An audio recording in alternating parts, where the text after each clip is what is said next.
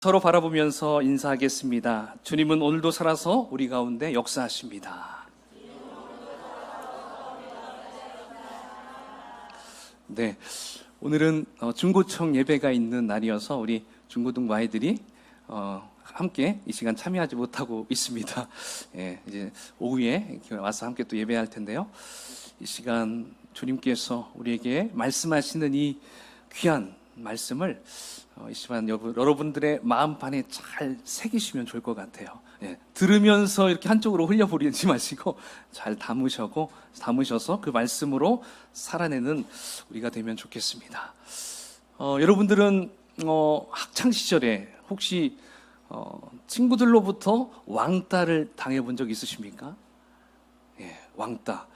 여기 보니까 그런 분들은 한 분도 없어 보입니다. 예, 그렇다면 그 왕따 당한 친구를 혹시 나라도 좀 잘해줘야 되겠다 이러한 마음으로 꼭 품어주신 분 계십니까? 예, 이런 분들은 그래도 있어 보입니다. 네, 오늘 사실 본문에는 이 자신의 질병 때문에 이 마을 사람들로부터 왕따를 당한 사람이 나오고 있어요. 그리고 그 질병 때문에 왕따를 당한 그 사람을 이제 꼭 안아주시고 있는 분이 등장한다는 거예요. 자, 과연 누굴까요? 예, 답이 나오죠? 예, 왕따 당한 사람은 바로 납병 환자고요.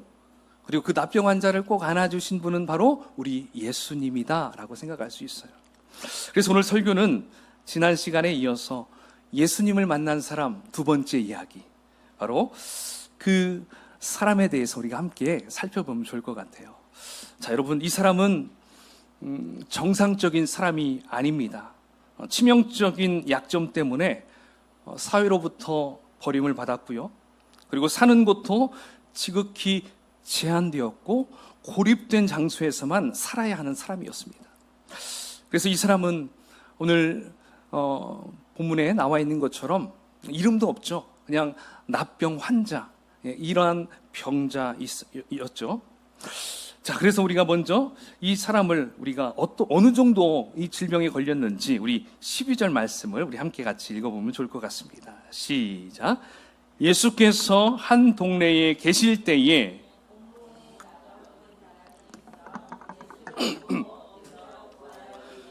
주여 원하시면 나를 깨끗하게 하실 수 있나이다 하니. 아멘.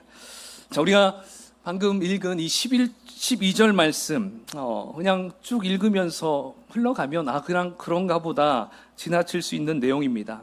하지만 이 12절 말씀이 오늘 설교의 절반 이상을 차지한다라는 것입니다.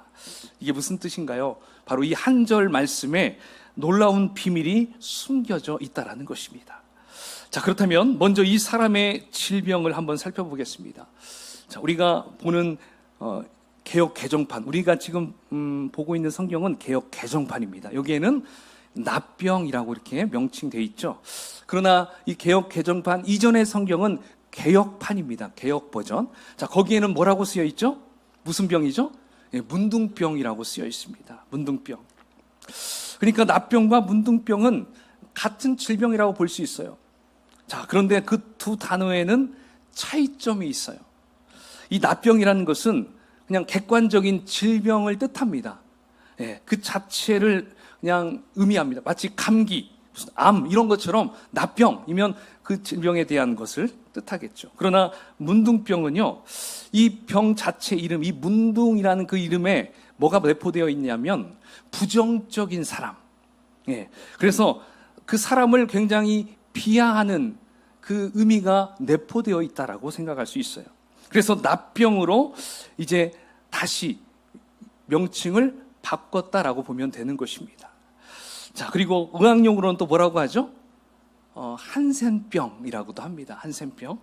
그래서 이 질병의 특징은 극심한 피부병으로서 전염성이 아주 높습니다. 그리고 치료가 거의 불가능한 질병이라고 볼 수 있어요.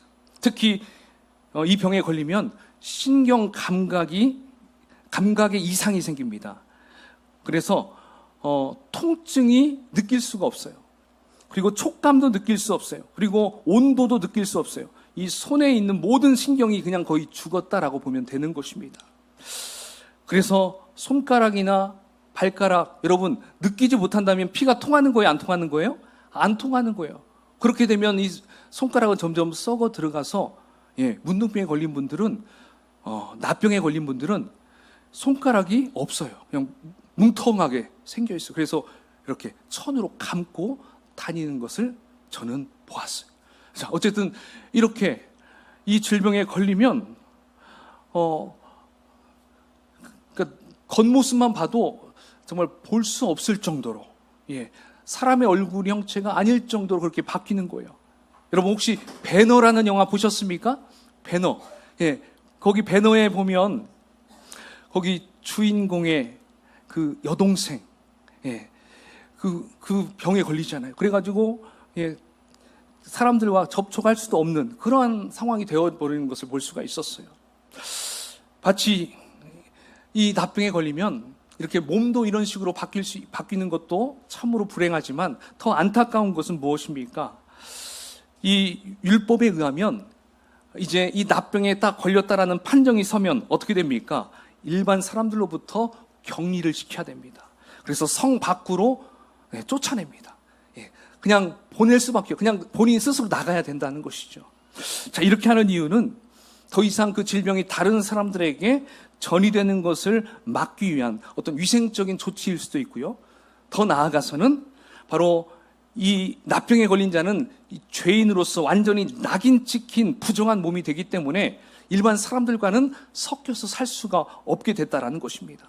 그래서 이 병이 낫기 전에는 들어올 수가 없어요. 그냥 그렇게 떠돌아다니다가 죽는 인생이 될 수밖에 없다라는 것이죠.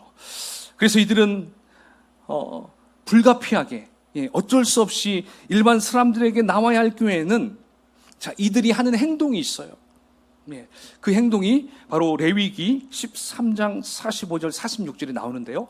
자, 어떻게 이들이 행동을 취해야 되는지 한번 읽어볼까요? 시작. 나병 환자는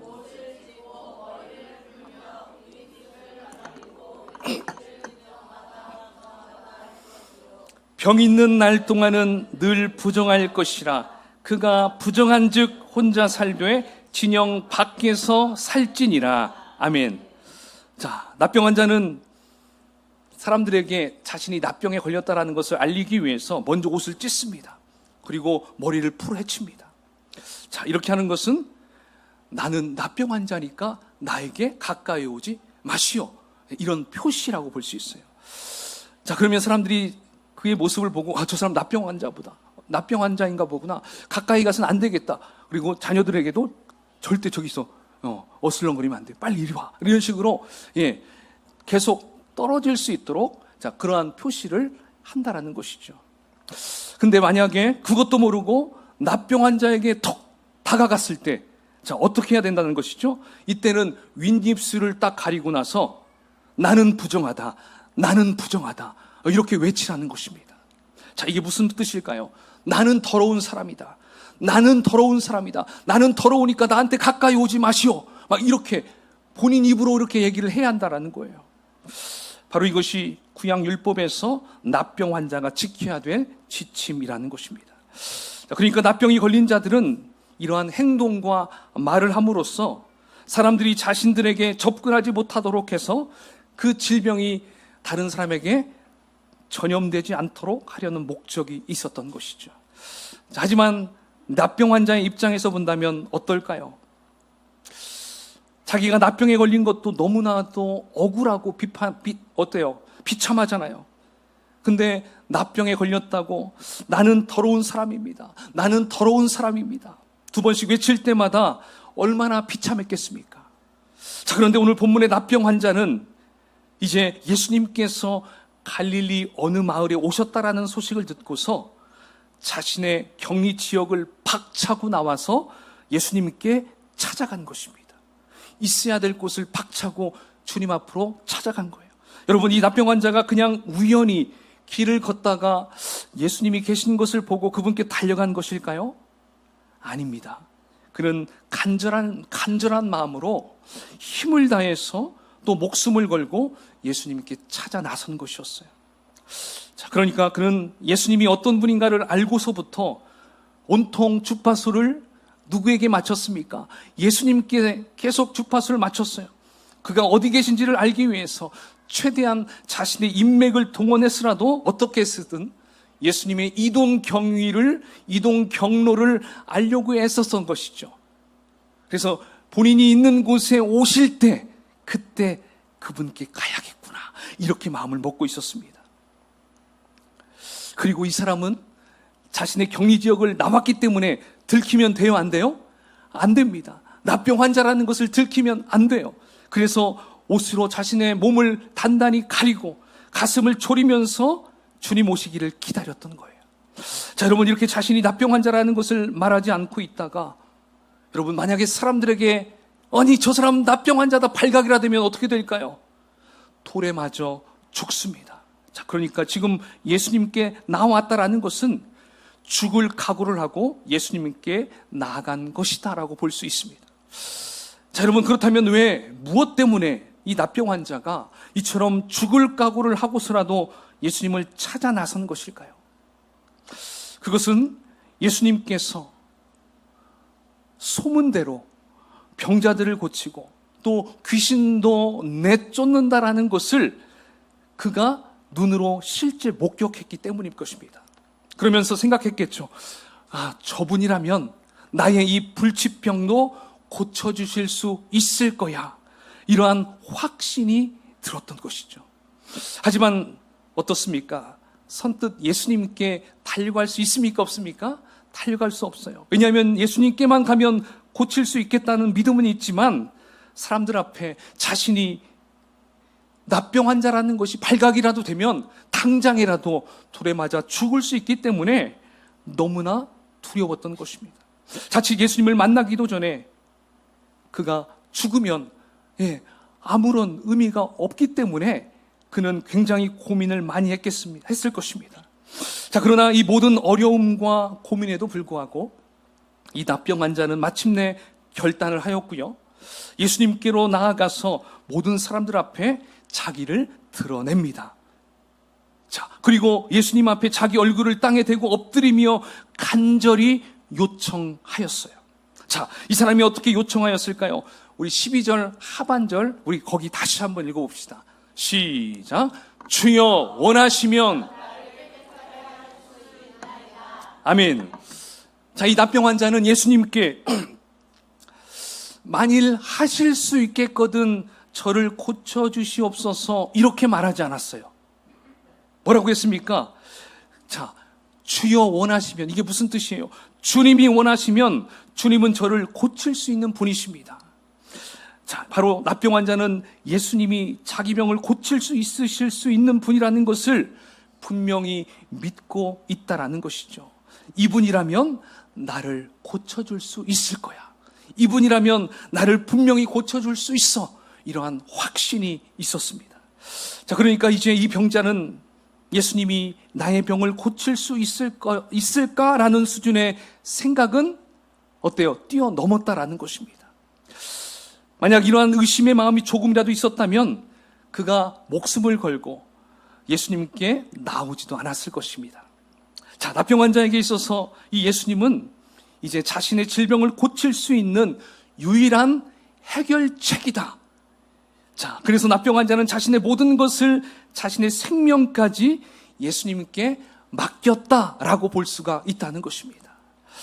자, 그는 납병으로 한평생 살다가 죽는 거나 지금 사람들에게 자신의 정체가 발각되어서 돌에 맞아 죽는 것이나 뭐예요? 어차피 사람답게 살 수 없다면 나중에 죽으나 지금 죽으나 아무런 상관이 없다라고 생각했습니다. 그래서 그의 목표는 죽음 따위는 생각하지 말고 일단 예수님 앞에까지만 가자. 할렐루야. 일단 예수님께 나를 보여주자. 이 목적을 갖고 있었습니다. 그래서 그는 예수님과 대면하고자 하는 그 모험을 갖게 되었던 것이에요. 모험을 가졌어요.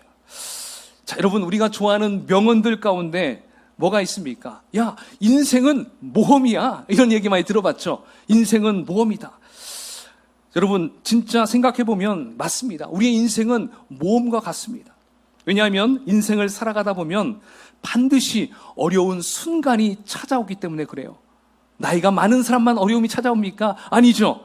나이가 어린 사람들도 나름대로의 어려운 순간들이 찾아온다는 것입니다. 자, 그런 순간마다 사람들은 어떻게 할까요? 이 해결책을 찾기 위해서 이 사람 저 사람에게 조언을 구하려고 애를 씁니다. 그러다가 용케 괜찮은 사람을 만나서 이제 그 사람이 해준 말대로 내가 했을 때 그렇게 했더니 어려움을 극복했어요. 그럼 어떻습니까? 그 마음에 감사가 있겠죠. 감사합니다. 당신이 조언해줘서 내가 이렇게 이 어려운 순간을 모면했습니다. 이렇게 얘기를 하죠. 그러나 어려움은 거기서 끝나지 않겠죠. 또 인생을 살다 보면 또 다른 어려움이 우리에게 닥쳐지게 되죠. 자, 그러면 그 사람은 또 이 사람 저 사람 찾아다니면서 자신의 고민을 얘기합니다. 자, 그러면서 어떻게든 그 어려움을 해결하려고 무단한 애를 쓴다는 것이죠. 자, 이렇게 하는 것이 바로 세상 사람들이 자신의 어려움을 해결하는 그런 방법이다라고 볼 수 있어요. 자, 그렇다면 여러분에게 이와 같은 인생의 어려운 순간이 찾아온다면 여러분은 어떻게 하시겠습니까? 누구에게 찾아가시겠습니까? 하나, 둘, 셋. 예, 오늘의 주인공이신 누구요? 예수 그리스도. 우리 잠도 오는 것 같은데요. 한번 같이 합창으로 그분의 이름을 한번 외쳤으면 좋겠습니다. 자, 여러분들 가운데 정말 해결할 수 없는 엄청난 어려움이 몰려왔을 때 여러분 누구에게 찾아가겠습니까?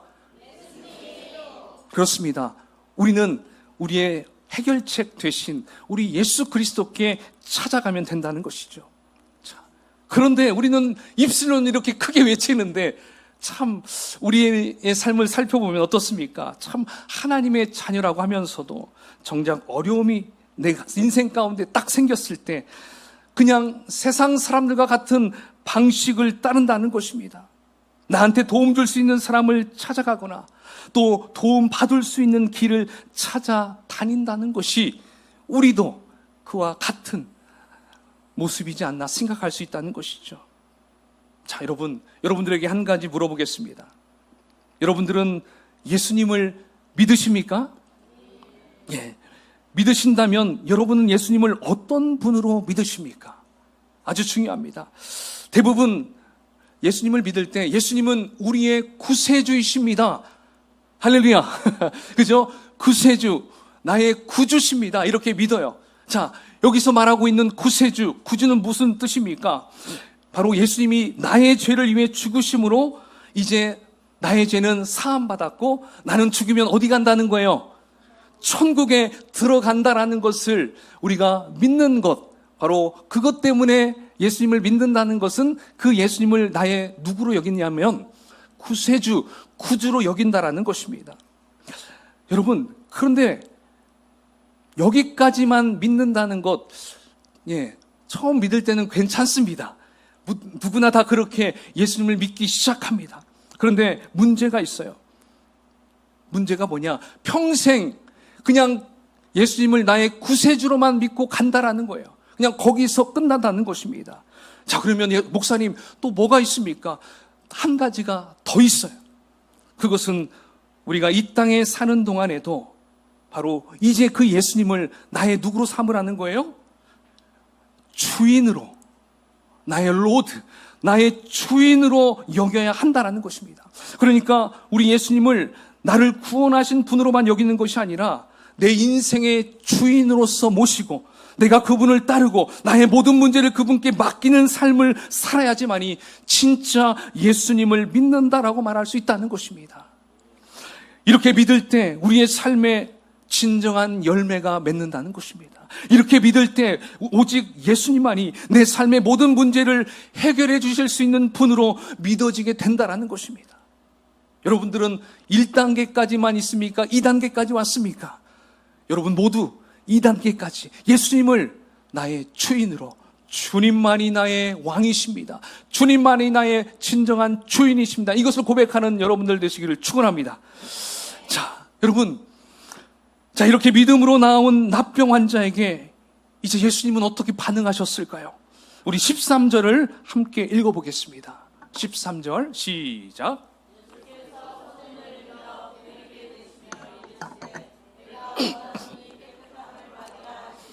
납병이 곧 떠나니라. 아멘.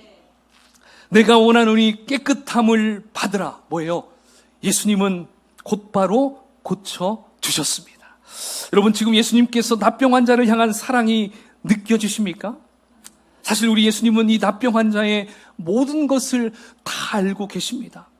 얼마나 어렵게 이 자리까지 왔는지, 그리고 생명을 걸고 목숨을 걸고 그의 인생을 걸고 왔다라는 것을 우리 예수님은 다 알고 계셔요. 그래서 우리 예수님은 뜨거운 사랑으로 그를 직접 만지면서 말씀하셨습니다. 내가 원한다. 깨끗함을 받으라.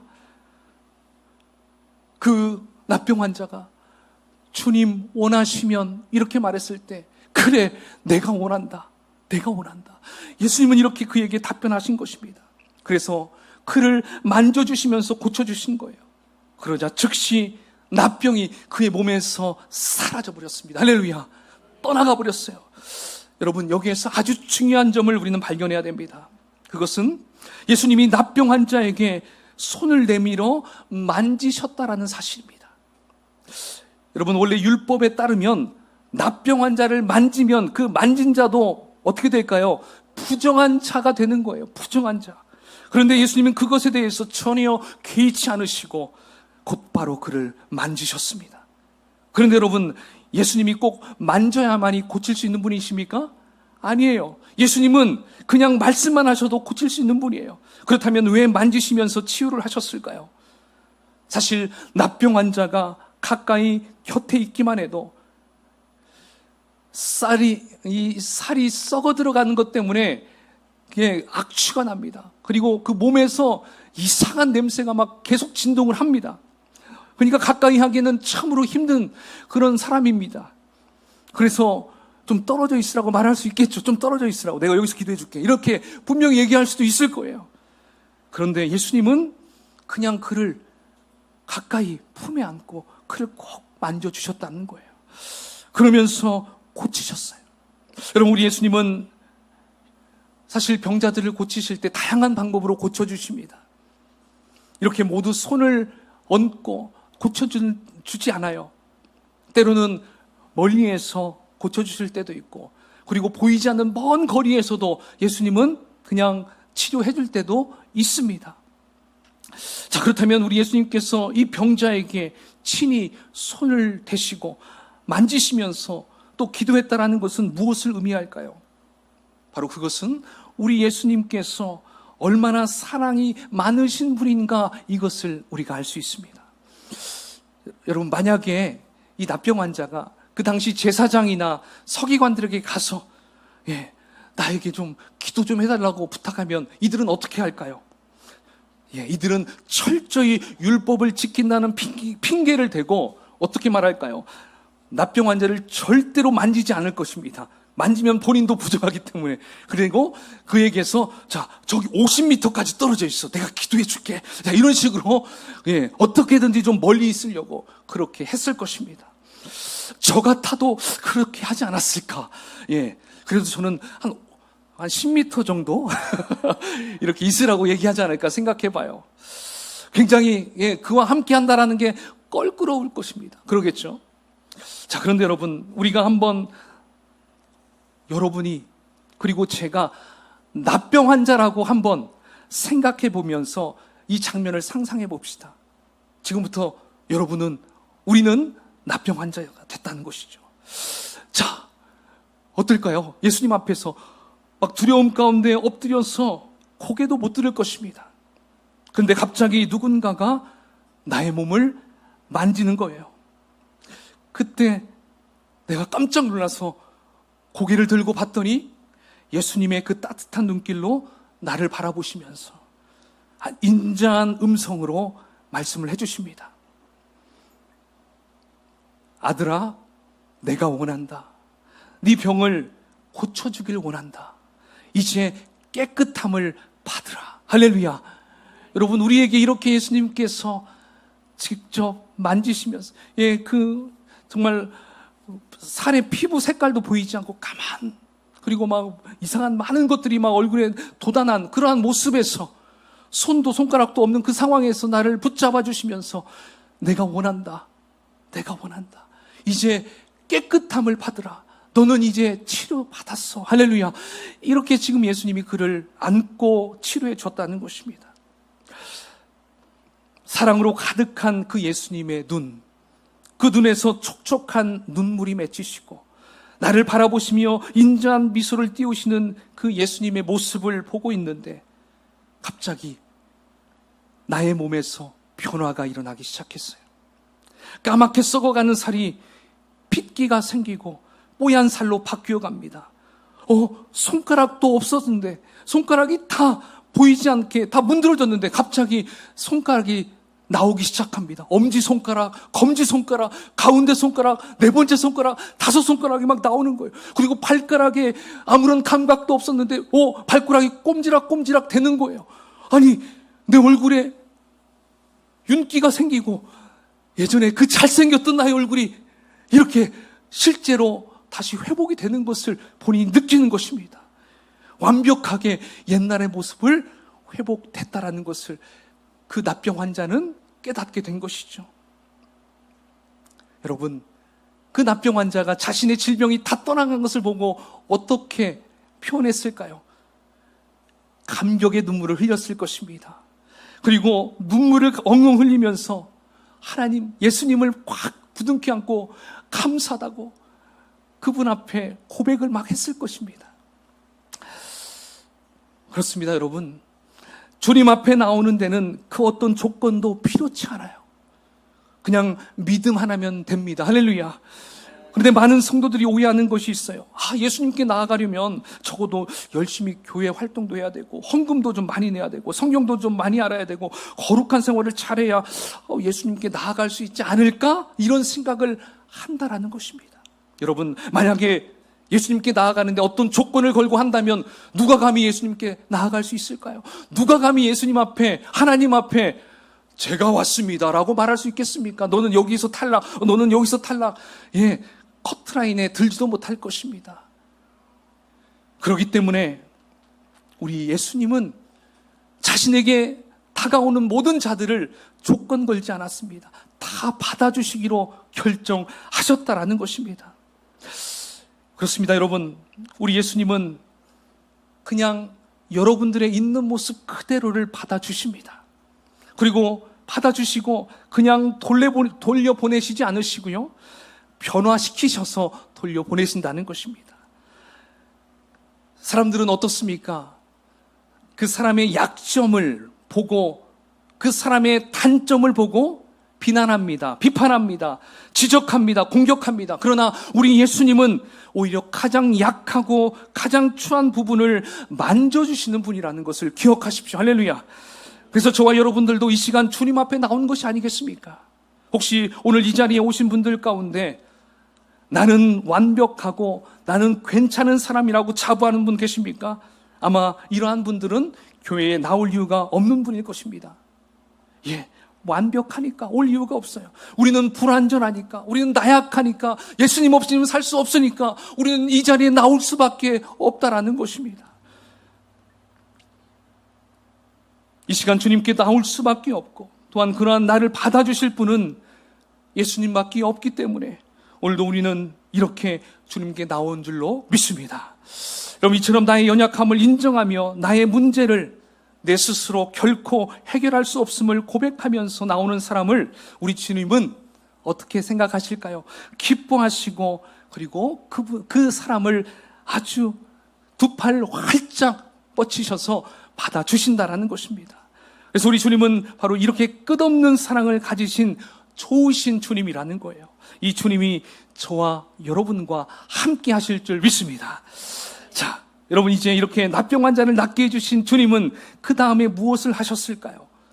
자, 14절입니다. 함께 읽어볼까요? 시작.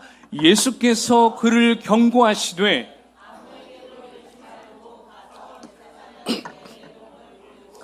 또 네가 깨끗하게 됨으로 인하여 모세가 명한 대로 예물을 드려 그들에게 입증하라 하셨더니 아멘. 자, 어떻습니까? 우리 예수님이 요즘으로 얘기한다면 애프터 서비스를 하시는 거예요. 예, 후속 조치까지 취해지고 있습니다.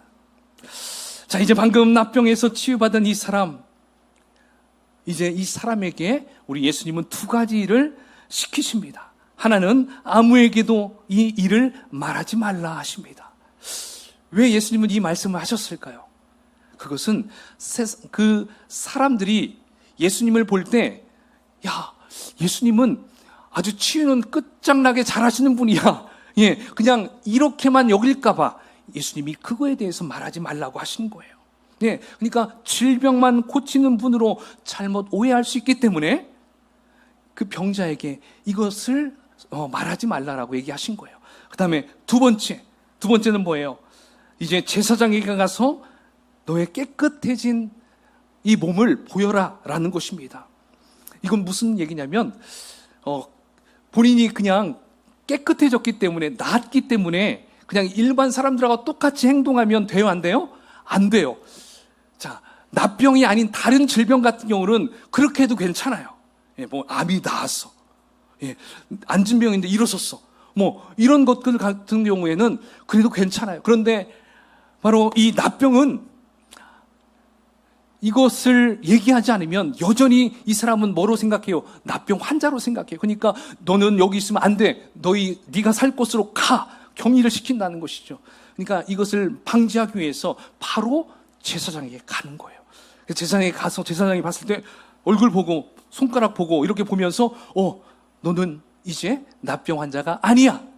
이렇게 판명을 딱 해주면 이제 그때부터는 완전 정상적으로 살아갈 수 있게 됐다라는 것입니다. 자, 이처럼 우리 예수님은 한 영혼이 일상적인 생활을 잘 할 수 있도록 후속 조치를 확실하게 해주시는 분이라는 것을 우리가 알 수 있어요. 즉, 어떻습니까? 계속적인 관심과 사랑을 베풀어 주시는 분이구나 라고 알 수 있다는 것이죠. 자, 이렇게 우리 예수님께서 치유 사역을 하시니까 이제 무슨 일이 벌어졌을까요? 자, 15절입니다. 함께 읽어볼까요? 시작. 예수의 소문이 더욱 퍼짐에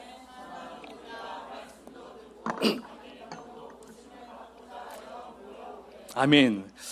자, 이제 사람들이 예수님의 소문을 듣고서 더 많이 몰려오게 됐습니다. 특히 질병에 걸린 사람들도 몰려왔어요. 사실 예수님의 이 모든 사역이 복음서에 다 기록되었을까요? 안 되었을까요? 다 기록되지 못했을 거예요. 아마 헤아릴 수 없는 정도로 많은 병자들을 치유하셨을 거예요. 그리고 그들에게 전하신 천국 복음의 말씀도 굉장히 많았었을 것입니다. 바로 이처럼 예수님께서는 병을 고치고 그냥 끝내는 것이 아니라 그 다음 단계까지 계속적으로 가는 것을 우리는 살펴볼 수 있습니다. 자, 이제 마지막 우리 예수님은 어떠한 시간을 또 보냈는지 한번 같이 살펴보면 좋을 것 같아요. 여러분, 우리가 지지난 시간에 예수님의 5대 사역을 보았었잖아요. 자, 그때 세 번째 사역 무엇이었습니까? 영의 기도 사역이었습니다. 기도하는 사역. 자, 그래서 우리 예수님은 이제 마지막 기도의 사역으로 딱 들어가는 걸 볼 수 있죠. 16절입니다. 시작. 예수는 물러가사 한적한 곳에서 기도하시니라. 아멘. 자, 이렇게 예수님은 치유 사역을 다 하시고 나서 한적한 곳에 가셔서 기도하셨습니다. 자, 헬라어 원문에 보면 이 한적한 곳은 에레모스라고 해서요, 이 광야라는 의미입니다. 광야.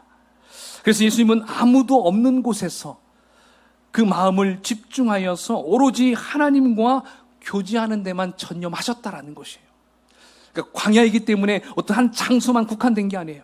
예, 시간마다 예수님은 늘 하나님과 교제하는 그 시간을 늘 가졌다라는 것입니다. 자, 이렇게 예수님은 기도의 시간을 자주 가짐으로써 영적인 재충전을 받으셨고요. 또 하나님의 지혜를 공급받으심으로써 더 큰 사역을 계속 감당할 수 있었습니다. 하지만 여러분, 예수님은 누구시죠? 하나님의 본체십니다. 그죠? 하나님이십니다. 따라서 기도하지 않아도 충분히 모든 사역을 다 감당할 수 있는 분이에요. 그런데도 이렇게 기도의 시간을 가지신 것은 누구 때문일까요? 바로 제자들 때문입니다. 제자들. 이들이 앞으로 예수님처럼 이제 올바른 리더가 되어야 하기 때문에 기도하시는 것도 이제 가르치려고 몸소 보여주셨다라는 것이죠. 저와 여러분들도 이 시대의 주님의 제자입니다. 동의하십니까? 그래요. 우리는 주님의 제자예요. 그래서 제자는 주님께서 행하신 길을 그대로 닮아가야 합니다. 특히 오늘 치유하신 이후 기도하시는 이 예수님의 모습을 우리도 닮아야 한다는 것이죠. 그래서 우리도 어떠한 시간을 가져야 된다는 거예요? 한적한 장소를 여러분들이 찾아야 돼요. 그리고 내가 기도할 수 있는 시간을 정해야 됩니다. 그리고 그 시간 가운데 하나님과 1대1로 친밀한 교제의 시간을 가져야 한다는 것입니다. 그 시간을 통해서 여러분들 영육의 재충전을 가질 수 있어요. 잠을 많이 잔다고 재충전을 갖는 게 아니에요. 알겠죠? 예, 물론 잠도 자야겠지만 하나님과 대화하는 시간을 많이 가지면 나의 영혼이 새로워집니다. 그리고 나의 지식도 더 깊어집니다. 그리고 나의 마음도 더 아름답게 변화될 수가 있다라는 것이죠. 자, 여러분 이제 말씀을 정리하겠습니다. 오늘 납병 환자는 자신에게 가장 큰 문제가 납병이었어요. 해결할 수 없는 문제였어요. 그러나 문제보다 더 크신 예수님께 가지고 나오게 되니까 자신의 문제가 해결되었습니다. 그는 창피함을 무릅쓰고 돌에 맞아 죽을 각오를 하고 예수님께 나아갔어요. 자, 그렇게 했더니 모든 문제가 하나하나 풀려지기 시작합니다. 그리고 그는 생각지도 못했던 보너스 인생을 살아갈 수 있게 되었어요. 그는 납병으로서 자기 인생은 끝날 줄 알았어요. 그러나 그 인생은 그 이후에도 수십 년 동안 이제 정상적인 삶을 살아갈 수 있게 되었습니다. 자, 여러분 가운데 혹시 오늘 이 환자보다 더 큰 문제를 가지고 계신 분 계십니까? 어떻게 보면 예수님은 이 정도 문제 가지고 가면 예수님은 그건 그냥 네가 해결해 이렇게 하시지 않을까 생각할 수 있어요. 그래도 좀 큰 문제 가지고 예수님께 가야 그래 이리 와봐 내가 뭔가를 해줄게 이렇게 한다고 생각할 수 있어요. 하지만 여러분 예수님은 큰 문제만 해결해 주시는 분이 아닙니다. 큰 문제이든지 작은 문제이든지 질병에 대한 것이든지 관계에 대한 것이든지 영적인 문제이든지 모든 문제를 예수님께 가지고 우리는 나가야 될 줄 믿습니다. 예수님 그걸 기다리고 있어요. 그러므로 우리가 해야 될 일은 우리의 문제를 주님께 오픈하는 거예요. 그리고 보여드리는 겁니다. 그냥 거기까지만 해도 됩니다. 그 다음에는 우리 주님께서 알아서 해결해 주신다는 것이죠. 자, 어떤 사람에게는 문제를 가져온 즉시 해결해 주시는 분도 있고요. 어떤 사람은 잠시 보류를 했다가 나중에 해결해 주시는 분이 있어요. 그러나 우리 주님께서는 그냥 지나치시지 않는다는 거예요. 각 사람에게 가장 적절한 타이밍에 그 모든 문제를 해결해 주신다는 것입니다. 여러분, 중요한 것은 무엇입니까? 모든 문제를 가지고 나아갈 때 또 의심을 버리고 해결해 주실 것을 믿고 믿음으로 나가야 한다는 것입니다. 예수님은 우리를 구원해 주셨을 뿐만 아니라 이 땅에서 우리의 주인이 되어 주셔서 우리의 모든 필요를 다 아시고 채워주시는 분이라는 것입니다. 그리고 우리의 연약한 부위를 만져주시고 치유하시고 회복해 주시는 분이라는 것을 이제 여러분 믿으시길 바랍니다. 이 예수님이 이 시간 이후로부터도 함께 하신다라고 마지막 유언의 말씀에서도 약속하셨습니다. 할렐루야. 예. 그러니까 여러분 그냥 죽을 때 천국 티켓 따기 위해서 예수님 믿지 말고요. 나의 죽는 그 인생까지 나와 함께 동행하시는 그 예수님을 꼭 붙잡고 문제가 있으면 누구 찾아가려고 하지 말고 예수님께 가지고 나아가셔서 문제 해결받는 저와 여러분이 다 되시기를 예수님의 이름으로 축원을 드리겠습니다. 아멘.